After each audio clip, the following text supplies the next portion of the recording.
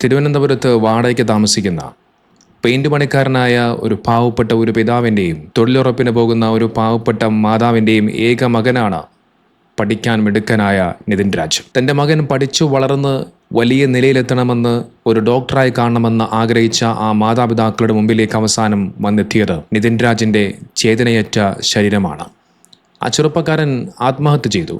എന്നാൽ ആത്മഹത്യയല്ല, നേരെ മറിച്ചതൊരു കൊലപാതകമാണ് എന്ന് ബന്ധുക്കൾ പറഞ്ഞു വെക്കുന്നുണ്ട്. തങ്ങളുടെ സ്വപ്നങ്ങൾക്ക് ചിറകുവിരിക്കാൻ പോയ, തങ്ങളുടെ ആഗ്രഹങ്ങൾ സഫലമാക്കാൻ പോയ ആ ചെറുപ്പക്കാരൻ തൻ്റെ പ്രിയപ്പെട്ട മകൻ തിരിച്ച് ആ ചേതനയേറ്റ ശരീരമായി വീട്ടിലേക്ക് വരുന്ന സമയത്ത് ആ മാതാപിതാക്കൾ നെഞ്ചുപൊട്ടി കരയുകയാണ്. കണ്ണീരോടുകൂടിയല്ലാതെ ആ മാതാപിതാക്കളുടെ വാക്കുകൾ കേൾക്കാൻ സാധിക്കില്ല.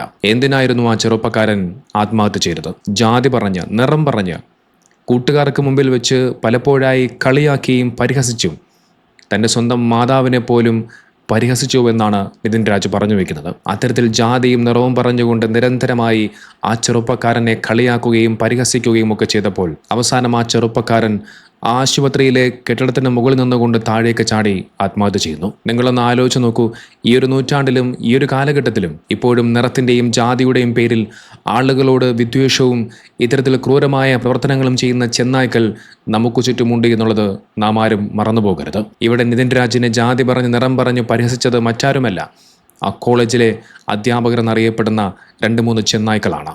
മാതാ പിതാ ഗുരു ദൈവം. അതിൽ മാതാപിതാക്കൾ കഴിഞ്ഞാൽ പിന്നെ വരുന്നത് ഗുരുവാണ്, അധ്യാപകരാണ്. അത്തരത്തിൽ മഹത്വം കൽപ്പിക്കുന്ന ആ അധ്യാപകരുടെ വേഷം കെട്ടിക്കൊണ്ടാണ് ഇത്തരത്തിലുള്ള മനസ്സിൽ മതവർഗീയത നിറഞ്ഞ ഇത്തരം ചെന്നായ്ക്കൾ ഇത്തരത്തിലുള്ള മോശമായ പ്രവർത്തനങ്ങൾ ചെയ്തുകൊണ്ടിരിക്കുന്നത്. നോക്കൂ, 2 മാതാപിതാക്കളും കണ്ണീരോടുകൂടി പറയുന്നുണ്ട്, എൻ്റെ മകൻ അവിടെ എന്ത് പ്രയാസമുണ്ടായാലും എന്ത് വിഷമമുണ്ടായാലും അത് ഞങ്ങളോട് പറയാറില്ല.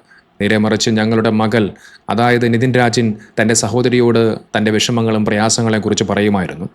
ആ സഹോദരി മാധ്യമങ്ങൾക്ക് മുമ്പിൽ പറഞ്ഞ ചില കാര്യങ്ങളുണ്ട്, അത് നിങ്ങളൊന്ന് കേൾക്കേണ്ടതാണ്. അതായത് പട്ടിയെ പോലെയാണ്, നിറത്തിന്റെ പേരിലും ജാതിയുടെ പേരിലെല്ലാം എല്ലാ രീതിക്കും അവനോട് ക്ലാസ്സിലെ എല്ലാ സ്റ്റുഡൻസിനോടും അങ്ങനെ തന്നെയാണ്. എത്ര കാലമായിട്ട് ഇങ്ങനെ ഒരു പരാതി പറയാൻ തുടങ്ങിയിട്ട്?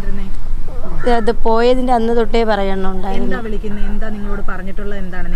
റാം സാറ് ഇവിടെ പഠിക്കുന്നത് ടാർഗറ്റ് ചെയ്തിട്ടുള്ള കുട്ടികൾ, അയാൾ കൊന്നിട്ടേ പോവുള്ളൂ. അയാളത് ആദ്യമേ പറഞ്ഞു. എന്താണ് വിളിച്ച് ആക്ഷേപിച്ചുകൊണ്ടിരുന്നത്? എന്താണ് പറയാൻ പറ്റുന്ന കാര്യമാണോ? ആക്ഷേപിച്ച പുഴുത്ത പട്ടി, പേപ്പട്ടി, കറുപ്പിന് വിളിച്ച് സംസാരിക്കുന്നുണ്ട്. അതുപോലെ നിനക്ക് വായിക്കാനും എഴുതാനും അറിഞ്ഞൂടേടാ, നീ എവിടെ പഠിച്ചത്? നീ ഇത് ഓരോ സ്റ്റുഡൻസിൻ്റെ കയ്യിലും ആ പേപ്പർ മാറി, അതായത് ഇവ എഴുതിയ പേപ്പർ മാറി മാറി കൊടുത്തിട്ടാണ് കിടന്ന് ക്ലാസ്സിൽ മൊത്തം ചിരിക്കാത്ത പിള്ളേർ ഇയാൾ അടിക്കും. അങ്ങനെ അയാൾ അവിടെ കിടന്ന് പിള്ളേർ ചിരിക്കണം, ചിരിക്കാത്ത കുട്ടികളെ ഇയാൾ അടിക്കും.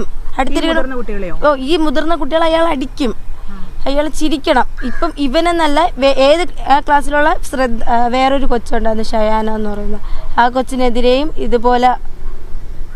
ഇതുപോലെ സെയിം, അതായത് വേറെ എന്തോ മുസ്ലിമാണ് ആ കൊച്ച്, അതിൻ്റെ ഇതിൽ ഒരിത് വന്നായിരുന്നു. ലാസ്റ്റ് ആയിട്ടൊന്നും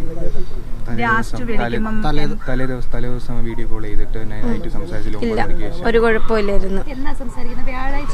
വ്യാഴാഴ്ചയാണ് വിളിക്കുന്നത്. 8 മണിക്ക് വിളിച്ചായിരുന്നു. പിന്നെ ബർത്ത്ഡേ ചേച്ചിയുടെ മോൻ്റെ അത് കഴിഞ്ഞിട്ട് ഞാൻ വീട്ടിൽ പോയിട്ട് വിളിച്ചായിരുന്നു. 11:30 വരെ വിളിച്ചു, കുഴപ്പമൊന്നും ഇല്ല. ഓക്കെ ആയിരുന്നു. ഇല്ല. ഇതിനൊരു വട്ടം പനി വന്നതിന് ശേഷം ഈ ഹോസ്റ്റൽ മുറിയിൽ ഒറ്റയ്ക്ക് കിടത്തിയിട്ടുണ്ട്. അതുപോലെ ഫ്രണ്ട്സ്, ഇവന് പനി വന്നിട്ട് 2 പിള്ളേരെ വിട്ടായിരുന്നു. ആ കുട്ടികൾ ബില്ല് എന്തോ പേയ്മെൻറ്റ് ചെയ്തിട്ട് അത് ഞാനാണ് അയച്ചു കൊടുത്തത്. 800 രൂപ എന്തായിരുന്നു, 1000 രൂപ അയച്ചിട്ട് ബാലൻസ് എനിക്കത് അയച്ചു തന്നു. ലാസ്റ്റ് ആ പിള്ളേർ പോയി. പിന്നെ BSc നഴ്സിങ്ങിലുള്ള സ്റ്റുഡൻസാണ് ഇവന് പിന്നെ തിരിച്ച് സിക്ക് റൂമിനകത്ത് കൊണ്ടാക്കിയത്.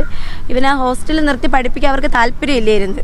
നോക്കൂ, അധ്യാപകരെന്ന് വിളിക്കപ്പെടുന്ന ആ ചെന്നായ്ക്കൾ ആ ചെറുപ്പക്കാരനെ വിളിക്കുന്നത് പട്ടിയെന്നും പേപ്പട്ടിയെന്നും ഒക്കെയാണ്. അങ്ങനെ വിളിക്കണമെന്നുണ്ടെങ്കിൽ ഇവന്മാരുടെയൊക്കെ മനസ്സ് എത്രത്തോളം നീചമാണ് എന്ന് നാം എല്ലാവരും ചിന്തിക്കേണ്ടതുണ്ട്. മാത്രമല്ല, ഒരു സൈക്കോയെ പോലെ ഈ ചെറുപ്പക്കാരനെ കളിയാക്കുന്ന സമയത്ത് മറ്റുള്ള വിദ്യാർത്ഥികൾ ചിരിക്കണം. ചിരിക്കാത്ത കുട്ടികളെ അധ്യാപകർ അടിക്കുമെന്നും ഈ സഹോദരി പറഞ്ഞു വെക്കുന്നുണ്ട്. എന്തിനാണ് നിനക്കൊക്കെ ഇത്രയും അഹങ്കാരം? തുടിച്ചുകൊണ്ടിരിക്കുന്ന ഹൃദയം ഒരു നിമിഷം നിശ്ചലമായാൽ മതി, നിന്റെയൊക്കെ അഹങ്കാരം അന്നു തീരും. ആ സമയത്ത് നിന്റെ വെളുത്തു തൊടുത്ത ആ തൊലികൾക്ക് യാതൊരുവിധ പ്രാധാന്യമുണ്ടായില്ല. നീ സമ്പാദിച്ചു കൂട്ടിയതിൻ്റെ സമ്പാദ്യങ്ങൾക്ക് അന്ന് യാതൊരുവിധ വിലയും ഉണ്ടാകില്ല. അതുകൊണ്ട് അല്പായുസ് മാത്രമുള്ള ഈ ഭൂമി ലോകത്ത് അഹങ്കരിക്കരുത്. നോക്കൂ, നിതിൻ രാജിൻ്റെ ഒരു ശബ്ദ സന്ദേശം പുറത്തു വരികയുണ്ടായി. അതിൽ നിന്നും ആ ചെറുപ്പക്കാരൻ ഒരുപാട് മാനസിക പ്രശ്നങ്ങളിലൂടെ, ശാരീരിക പ്രശ്നങ്ങളിലൂടെ കടന്നുപോയി എന്നുള്ളത് നമുക്കെല്ലാവർക്കും വ്യക്തമായി മനസ്സിലാക്കാൻ സാധിക്കും. ആ ചെറുപ്പക്കാരൻ്റെ ആ ഒരു ഓഡിയോ സന്ദേശം നമുക്കൊന്ന് കേൾക്കാം. ഇന്നലെ കുറേ നടന്നിട്ടുണ്ട്. നമ്മള് മറ്റേ ഇതിൽ നിന്ന് ഇറങ്ങിയല്ലോ, ഞാൻ സ്റ്റാഫ് റൂമിൽ നിന്ന് ഇറങ്ങിയല്ലോ. അതിനുശേഷം എൻ്റെ അടുത്ത് പറഞ്ഞു യു ആർ ഇഡിയറ്റ് എന്ന് പറഞ്ഞു. ഞാൻ സെയിം ടു യു എന്ന് പറഞ്ഞു, ഒത്തുക്കി തന്നെ പറഞ്ഞു. പിന്നെ മറ്റേ കൂട്ടത്തോടെ ആക്രമിക്കുന്ന സ്ഥലം ഉണ്ടല്ലോ നമ്മുടെ സ്റ്റാഫ് റൂം, എല്ലാം ഒന്നിനൊന്നിനും വെച്ചോ സ്റ്റാഫ് റൂമിലുള്ള അവിടെ കൊണ്ടിട്ടിട്ട് എന്തൊക്കെയാ പറയാൻ നോക്കി. എൻ്റെ അടുത്ത് പറഞ്ഞ് നീ ഗേറ്റിന് പുറത്തിറങ്ങിയാൽ നിൻ്റെ കൈയും കാലും വിട്ടും, നീ കൈ ഇല്ലാണ്ട് നീ പിന്നെ ജീവിക്കേണ്ടി വരുമോ. ഞാൻ പറഞ്ഞു സാറേ അതൊന്ന് കാണണമെന്ന് പറഞ്ഞു. അപ്പോൾ ഇല്ല, സംഗീത മാം എല്ലാം എന്നെ തന്നെ നോക്കിയിരിക്കണം. അപ്പോൾ അജീഷ മാം പറഞ്ഞു നിതിൻ കൂളെന്ന് പറഞ്ഞു. ഇല്ല ഇന്നലത്തോടെ അയാളുടെ വിലയെല്ലാം പോയിട്ടുണ്ട്. എന്നെ കുറേ പേര് വിളിച്ചിട്ട് നിതിനെ നീ ഇയാളെ ആൺകുട്ടി, കാരണം എത്രയും ബോയ്സിനെ എല്ലാവരെയും പച്ചയ്ക്ക് ഇൻസൾട്ട്. എടാ സത്യം പറഞ്ഞാൽ ഞാൻ ഇന്നലെ ഒരു പേരെടുക്കാൻ ഒന്നിനു വേണ്ടിയിട്ടല്ലായിരുന്നു. ഇന്നലെ ശരിക്കും നിങ്ങൾ തന്നെ കണ്ടില്ലേ, ഞാൻ അയാളുടെ ക്ലാസ് ശ്രദ്ധിച്ച് അയാൾ പറയുന്ന കാര്യങ്ങൾ നോക്കിക്കൊണ്ടിരിക്കുകയായിരുന്നു. എന്നെ വെറുതെ എണീപ്പിച്ച് നിർത്തിയിട്ട് അമ്മേനെയും കളിയാക്കി, അമ്മയുടെ സർജറിയെയും കളിയാക്കിയിട്ട് അതിന് ശേഷം പറയണ എൻ്റെ 3 മാർക്ക് കുറച്ചെന്ന പാരൻസിന് പോയി ഇത് കൊടുക്കാൻ, എന്താ സർപ്രൈസായിട്ട് കൊടുത്തേക്കാൻ. അതുപോലെ എന്താ ഇൻസൾട്ട് ഓക്കെ, ഞാൻ ക്ഷമിച്ചു, ഒരു പരിധി വരെ ക്ഷമിച്ചിരുന്നു, അങ്ങേറ്റം ക്ഷമിച്ച്. നിങ്ങൾ കണ്ടിട്ടുണ്ടായിരുന്നു ഓരോ കുട്ടികളെയും പേപ്പർ കൊടുത്ത് വായിച്ചിടന്ന് ചെയ്യിക്കുന്നു. അത് ഓരോ സ്പെല്ലിങ്ങും പറഞ്ഞ് ഫസ്റ്റ് ആയപ്പോൾ ഞാൻ പൊട്ടിത്തെറിച്ചു. ഞാൻ പറഞ്ഞു എനിക്ക് എൻ്റെ ക്ലാസ്സിൽ ഇരിക്കാം. എന്നിട്ട് ഞാൻ അവിടെ പോയിട്ട് പറയുകയും ചെയ്തു ക്ലാസ്സിൽ 100-99 പേരും തൻ്റെ അടിമയായിരിക്കും. എന്തായാലും അതില്ല, ഞാൻ നിങ്ങൾ ഇങ്ങനെ വിളിച്ചിട്ടുള്ളൂ, ഞാൻ സാർ ഇന്നലെ വിളിച്ചിട്ടേ അല്ല. സ്റ്റാഫ് റൂമിനെ പറയുന്നത് കൂട്ടത്തോടുകൂടി ആക്രമിക്കുന്ന സ്ഥലമെന്നാണ്.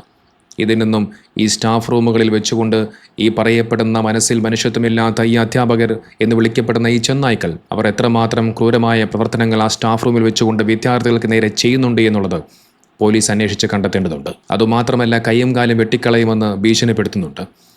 അറിയാത്തതുകൊണ്ട് ചോദിക്കുകയാണ്, ഇവന്മാരൊക്കെ അധ്യാപകരാണോ അതോ ഗുണ്ടകളാണോ? ഈ ചെറുപ്പക്കാരൻ്റെ മരണത്തിന് കാരണക്കാരായ 2 അധ്യാപകരെയും സസ്പെൻഡ് ചെയ്തു.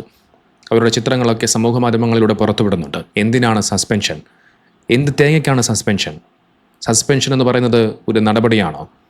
ഒരിക്കലുമല്ല. സസ്പെൻഷൻ കഴിഞ്ഞാൽ ഒരുപക്ഷെ കുറച്ച് മാസങ്ങൾക്ക് ശേഷം ഈ 2 എണ്ണവും വീണ്ടും ജോലിക്ക് കയറും. ഒരുപക്ഷെ പ്രൊമോഷനോടുകൂടിയായിരിക്കാം കയറുന്നത്. നോക്കൂ, സസ്പെൻഷൻ എന്ന് പറയുന്നത് ഒരിക്കലും ഒരു നടപടിയല്ല. അത് നേരെ മറിച്ച് വീണ്ടും ഇതുപോലെയുള്ള ക്രൂരമായ പ്രവർത്തനങ്ങൾ ചെയ്യാനുള്ള ഒരു ലൈസൻസാണ്, അല്ലെങ്കിൽ അതിനുള്ള പ്രചോദനമായിട്ടാണ് നമ്മളെല്ലാവരും കാണേണ്ടത്. സസ്പെൻഷൻ കഴിഞ്ഞാൽ എനിക്ക് തിരിച്ച് വീണ്ടും ജോലിക്ക് കയറാമല്ലോ. ജോലിക്ക് കയറിയതിനു ശേഷം ഇതുപോലെ ഈ ചെറുപ്പക്കാരനെ കൊന്നതുപോലെ ഇനിയും ഒരുപാട് പേരെ ജാതിയുടെയും നിറത്തിൻ്റെയും പേരിൽ പരിഹസിച്ച് കളിയാക്കി അവസാനം അവർ ആത്മഹത്യ ചെയ്യുമല്ലോ. അതിലൂടെ എനിക്ക് സുഖം കണ്ടെത്താമല്ലോ. അങ്ങനെയായിരിക്കും ഇതുപോലെയുള്ള ഈ ചെന്നായ്ക്കളൊക്കെ ആലോചിക്കുക. അതുകൊണ്ട് സസ്പെൻഷൻ എന്നുള്ളത് ഒരിക്കലും ഒരു നടപടിയല്ല. നേരെ മറിച്ച് ഇതുപോലെയുള്ള ആളുകളെ, ഇതുപോലെ മനസ്സിൽ ജാതി വെറി പൂണ്ട ഇത്തരം ചെന്നായ്ക്കളെ ജോലി നിന്നും പിരിച്ചുവിടുക, കർശനമായ നടപടി സ്വീകരിക്കുക, അർഹമായ ശിക്ഷ വാങ്ങിക്കൊടുക്കുക. അതാണ് വേണ്ടത്.